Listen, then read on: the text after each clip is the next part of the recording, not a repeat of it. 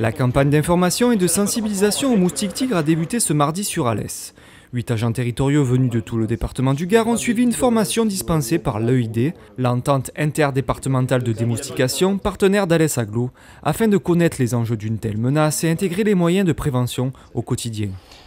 Ça a une dizaine de jours, j'ai envie de dire. Voilà, S'en est suivi une visite de 2 bassins de rétention publique à Alès et Saint-Christol pour vérifier la présence ou non de larves du moustique et procéder à une éventuelle intervention in situ. C'est un moustique qui nous adore et qui va très très vite, puisque l'année dernière nous étions sur une vingtaine de départements en France, cette année trentaine de départements, l'année prochaine sans doute 45 voire 50.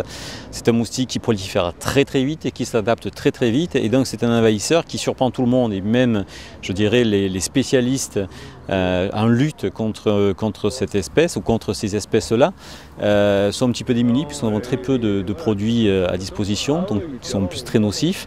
Le but c'est de ne pas trop les utiliser non plus pour qu'ils ne deviennent pas résistants, car à ce moment-là nous serons démunis en cas d'épidémie, mais au contraire de veiller à lui rendre la vie la plus impossible possible, et notamment, je le répète encore, en vidant l'eau stagnante à la fois sur les espaces publics mais également chez les citoyens. Pour pallier à l'invasion de cet envahisseur, facilement reconnaissable à ses rayures noires et blanches et vivant sur une circonférence d'environ 150 mètres, il faut donc que chacun mette la main à la pâte. Dans 90% des cas, c'est donc au particulier qu'il incombe de vider régulièrement les sources potentielles d'eau stagnante sur sa propriété. Car il est à noter que les œufs du moustique tigre peuvent rester en sommeil pendant une phase sèche et se réactiver à la pluie suivante et ainsi poursuivre sa phase de croissance. Porteurs de virus tels que le dengue, le chikungunya ou plus récemment le Zika, une vingtaine de cas suspects a été recensée l'année dernière sur le département du Gard. Lorsque ce dernier peut transporter une maladie, c'est-à-dire peut véhiculer de personne à personne une maladie de type tropical, à ce moment-là, la compétence bascule au département, après une enquête et un suivi réalisé par l'ARS et la préfecture.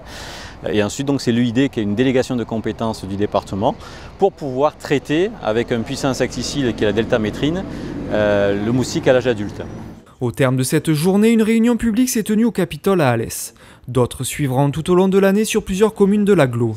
Le but premier de la collectivité étant d'associer un maximum de citoyens à cette lutte qui lie étroitement le public au privé.